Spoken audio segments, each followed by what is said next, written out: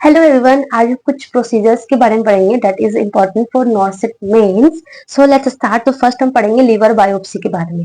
Okay, so अगर हम liver biopsy किसी क्लाइंट को लिवर बायोप्सी करनी है तो what all the steps you have to take in. Okay, so first आपको है एक्सप्लेन द प्रोसीजर। उससे पहले जो भी आर्टिकल्स है वो आपको एग्जांपल्स करने हैं एंड देन आपको क्लाइंट को प्रोसीजर एक्सप्लेन करना है एंड वो आप नहीं करोगे, वो जो डॉक्टर करने जा रहा है वो करेगा। You have to just ensure कि हाँ उनको वो सारा प्रोसीजर एक्सप्लेन हुआ है कि नहीं हुआ, उसके क्या लाइक कॉम्प्लिकेशन है, क्या उसके फायदे हैं करने के, वो सारा उसको एक्सप्लेन करा है कि नहीं करा। सो आपको ये इंश्योर करना है। Then you have to ensure inform consent has taken या नहीं। ये भी लाइक कंसेंट लेना भी it's not your responsibility, it's doctor responsibility. आपको क्या करना है, इंश्योर करना है कि इन्फॉर्म कंसेंट लिया है कि नहीं लिया। Okay, so you have to ensure the procedure explained or not and ensure informed consent has taken or not। क्योंकि कोई भी अगर इन्वेजिव प्रोसीजर्स हो रहा है, जितने भी इन्वेजिव प्रोसीजर्स होते हैं सब में कंसेंट लेना इज मस्ट। ठीक है, उसके बाद पोजीशन इंपॉर्टेंट है, पोजीशन से क्वेश्चन आते हैं। सो पोजीशन आपको क्या देना है ड्यूरिंग, एक तो होता है ड्यूरिंग प्रोसीजर, एक होता है after procedure. So during procedure आपको क्या कैसा पोजीशन देना है, you have to give supine with right arm raise. Right arm को रेज करना है क्योंकि जो लीवर है वो राइट साइड लोकेटेड है, तो हमें वो वाला पार्ट हमें एक्सपोज करना है। सिंपल है, क्योंकि हमें बायोप्सी करना है तो वो वाला पार्ट अच्छे से एक्सपोज होना चाहिए एंड लीवर हमारा राइट साइड लोकेटेड है, सबको पता है। ठीक है, तो हमारा राइट साइड अच्छे से एक्सपोज होना चाहिए, इसलिए हमें सुपाइन देना है। सिंपल सुपाइन होना चाहिए with right arm raise and extended behind the head, so that जो 7 to 9 इंटरकोस्टल स्पेस है ना वो अच्छे से विजिबल हो, as you can see in the picture. ठीक है, ये सुपाइन पोजीशन है विथ जो आर्म है रेज है एंड अंदर है। ठीक है, so that 7 to 9 intercostal space अच्छे से विजुअलाइज हो जाए, सो दैट नीडल अच्छे से इंसर्ट कर। देन नेक्स्ट क्या आपको, you have to remain with the client during procedure, that is important. ठीक है ना। देन आफ्टर द प्रोसीजर आपको क्या करना है, आफ्टर द प्रोसीजर कौन सा पोजीशन होना चाहिए, right lateral position with small pillow under puncture side to prevent bleeding. ऐसे होना चाहिए क्योंकि इस साइड से लाइक राइट साइड से बायोप्सी निकली है, तो राइट लेटरल होना चाहिए और अंडर हमें कोई पिलो या फिर कोई भी टॉवल को फोल्ड करके लगाना है, सो डेट वहां पे प्रेशर लगे तो ब्लीडिंग नहीं हो, टू प्रिवेंट द ब्लीडिंग। जो कॉम्प्लिकेशन ब्लीडिंग हो सकती है ना उसको प्रिवेंट करने के लिए हम ये पोजीशन दे रहे हैं एंड वो जो स्मॉल पिलो या फिर स्मॉल टॉवल अंदर रख रहे हैं। ठीक है, then we have to monitor the vital sign and sign for bleeding. कोई ब्लीडिंग वगैरह तो नहीं हो रही है, मॉनिटर साइन हमें बिफोर भी मॉनिटर करनी है and after the procedure monitor करनी है। Then we have to document the procedure.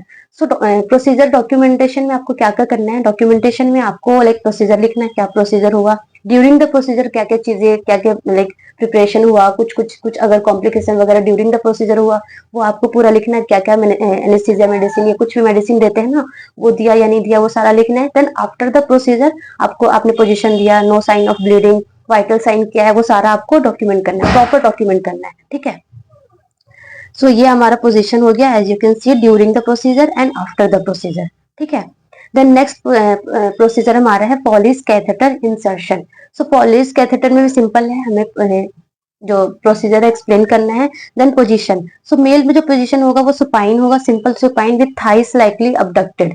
Abducted का मतलब पता है ना, अडक्टेड मतलब डी, मतलब दोनों डी साथ में आ रहा है, मतलब पास में आएगा, दोनों लेग पास में आ जाएगा। अडक्टेड, अबडक्टेड मतलब सेपरेट होना, अबडक्ट मतलब सेपरेट होना। सो सुपाइन होगा with thigh slightly abducted. Okay, but female में क्या होता है, डोर्सल रिकम्बेंट पोजीशन होता है, as you can see in the picture is dorsal recumbent position. ऐसा पोजीशन देना है during Foley's insertion in female.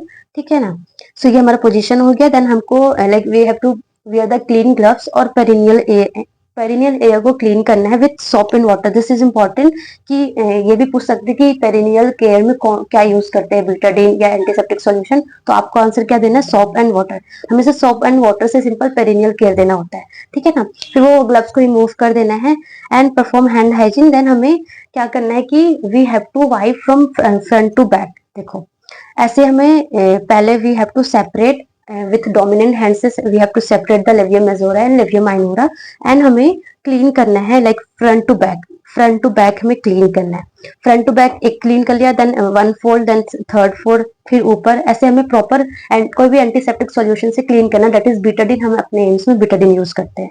ठीक है ना, सो ये करना है, ये आपका प्रॉपर पोजीशन है, फिर हमें यूरेथ्रा में ये डालना है। ठीक है ना, उससे पहले क्या है कि जो फॉलिस का जो टिप है ना, दैट इज फॉलिस एग्जाम में लाइक इमेज बेस में भी आ सकता है। So this is Foley.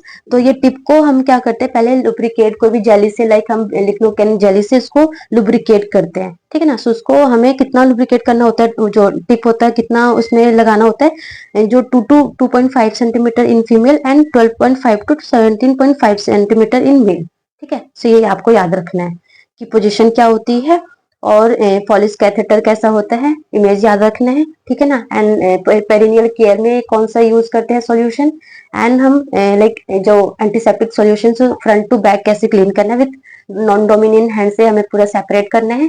And जो ये हमारा फॉलिस इंसर्शन का जो प्रोसीजर है दैट इज प्योरली स्टेराइल होना चाहिए, है ना। जब आप आफ्टर क्लीन जो भी आप ये टच करोगे ना, ये पूरा फॉलिस वगैरह विथ स्टेराइल ग्लव्स आपको क्लीन। जो फॉलिस इंसर्शन जो प्रोसीजर है दैट इज प्योरली स्टेराइल है, तो आपको प्रॉपर लाइक पूरा स्टेबिलिटी मेंटेन करना है, सो दैट यूटीआई के चांसेस आप मिनिमाइज कर सकते हो, ठीक है। सो ये हमारा फॉलिस इंसर्शन का लाइक ड्यूरिंग क्या पोजीशन देनी है, ये सारा हो गया, ठीक है ना। फॉलिस कैथेटर का साइज हो गया, ये पोजीशन हो गया, कैसे आपको नॉन डोमिनेंट हैंड से कैसे सेपरेट करनी है, ठीक है ना।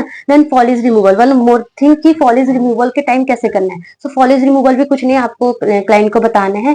देन जो फॉलिस है ना, ये जो बलून इन्फ्लेटेड है, पहले आपको डिफ्लेट करना है। तो डिफ्लेट के लिए क्या करोगे, ये वाला जो पोर्ट दिख रहा है ना आपको, ये वाला पोर्ट, इसमें आप 10 ml सिरिंज को लाइक डाल के, जो भी अपने स्टेराइल वाटर जो डाला था, और याद रखना हाँ हमें स्टेराइल वाटर इन्फ्यूज करना होता है। ये जो बलून है ना, बलून को इन्फ्लेट करने के लिए we always use sterile water, not normal saline. Normal saline use नहीं करना है, क्यों, क्योंकि इससे लाइक क्रिस्टलाइज हो जाएगा तो डिफ्लेट नहीं हो सकता है, इसलिए हम इसे स्टेराइल वाटर यूज करते हैं। तो स्टेराइल वाटर से हम इसको इन्फ्लेट करते हैं, ठीक है ना। तो जब हम रिमूव कर रहे हैं तो पहले इसको डिफ्लेट करना है। डिफ्लेट कर दिया तो इसमें जितना भी लाइक स्टेराइल वाटर डाला था, इसमें लिखा होता है 10 ml 15 ml, वो निकालने के बाद फिर स्लोली हमें निकालना होता है फॉलिस, सिंपल होता है, ठीक है ना। सो ये वाला हो गया। then one more question that is very important regarding chest drainage system. So question क्या है, a nurse taking care of patients with chest tube drainage suddenly notices that there is no fluctuation in the water seal tube. Which of the following actions should nurse take first? So this is something very important. So आप पहले मैं आपको एक videos दिखा रही हूँ। ये हमारा पूरा वाटर सील चैम्बर जो चेस्ट ड्रेनेज सिस्टम होता है उसका इमेज है। वीडियो आप अच्छे से देखो।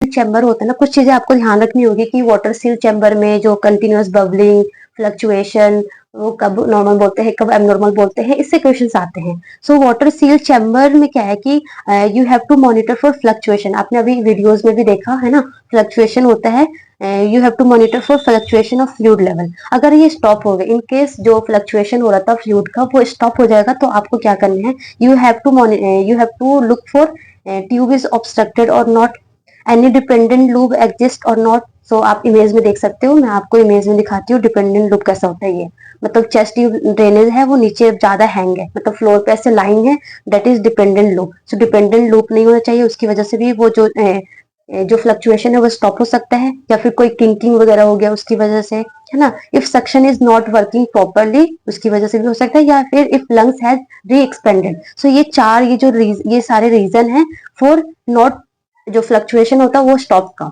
तो ये अगर जब भी फ्लक्चुएशन स्टॉप होगा तो first of all you have to look for this all the sign, ये सारा है क्या, अगर कोई डिपेंडेंट लूप है या फिर किंकिंग हो गया है या फिर सक्शन देखना है कि वो प्रॉपर वर्किंग है नहीं है, तो आपको ये सारा चीजें मॉनिटर करनी है। Then you have to notify the doctor, ठीक है ना। सो वन इसके अलावा क्या है कि उसमें बबलिंग होती है, एक तो वाटर का फ्लक्चुएशन होता है, सेकंड क्या होता है, बबलिंग होता है। तो अगर न्यूमोथेरिक्स, अगर पेशेंट जो है न्यूमोथोरक्स का होगा तो इंटरमिटेंट बबलिंग इज एक्सपेक्टेड, क्योंकि वो जो एयर है लंग से अंदर आ रहा है तो थोड़ा सा इंटरमिटेंट बबलिंग होगी। बट अगर कंटिन्यूअस बबलिंग होगा ना, इट इंडिकेट्स की एयर लीकेज हो रहा है एंड दैट इज एबनॉर्मल, ठीक है ना। अगर कंटिन्यूअस बबलिंग हो रहा है तो that indicate air leaking and this is abnormal, so you have to notify the doctor, ठीक है ना। सेकंड हमारा क्या है, सक्शन कंट्रोल चैम्बर। फर्स्ट हमारा क्या था, वाटर सील चैम्बर, इसमें दूसरा क्या होता है हमारा सक्शन कंट्रोल चैम्बर, इसमें क्या होता है स्टेडी और कांस्टेंट बबलिंग में indicate suction level is maintain.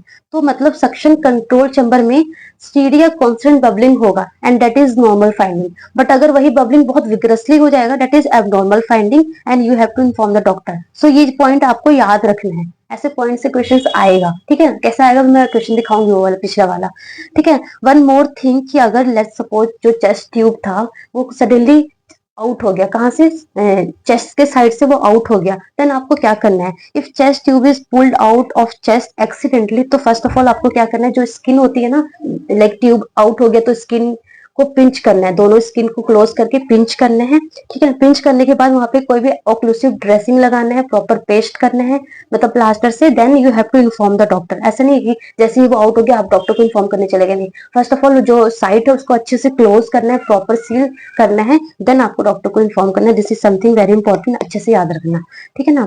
फिर ये आप देख सकते हो ये डिपेंडेंट लूप होता है, ये हमारा अभी मैंने आपको वीडियोज में भी दिखाया है, ये हमारा ये हमारा चेस्ट ड्रेनेज सिस्टम होते हैं, ऐसा भी होता है और अलग भी होता है, इस एक और पोर्ट इसमें होता है जिसमें कलेक्शन वाला चैम्बर भी होता है, ठीक है ना। सो ये हमारा ये मेनली हम अपने एम्स में यूज करते हैं, ठीक है ना। सो द क्वेश्चन क्या था, क्वेश्चन हमारा था a nurse taking care of patients with chest tube drainage suddenly notices that there is no fluctuation, fluctuation नहीं हो रहा है चेस्ट ट्यूब ड्रेनेज सिस्टम में, in the water seal chamber में जो फ्लक्चुएशन है वो स्टॉप हो गया, which of the following action should nurse take first. तो पहले हमें वो सारा साइन के लिए लुक करना है, we have to look for this all the sign, then we have to inform the doctor. तो इन्होंने क्या, so first turn patient to unaffected side, no use, inform the physician, हाँ ये करेंगे, बट उससे पहले हमें look, we have to look for this all the sign कि ये सारा है कि नहीं है ना। Check the tubing to ensure there is no kinking, so yes first we have to check the tubing to ensure there is no kinking, अगर kinking वगैरह कुछ प्रेजेंट नहीं है then we have to inform the doctor, ठीक है। Start milking the chest tube, ये भी गलत है, ये भी गलत है, आंसर क्या होगा, ये होगा। Which of the following action should nurse take first, सबसे पहले हम क्या करेंगे, we will check the tubing to ensure there is no kinking, अगर कोई kinking वगैरह नहीं होगा then we inform the doctor, okay। so this is the first step, then this is the second step। आई बात समझ में, so that's all about today, okay, all the very best।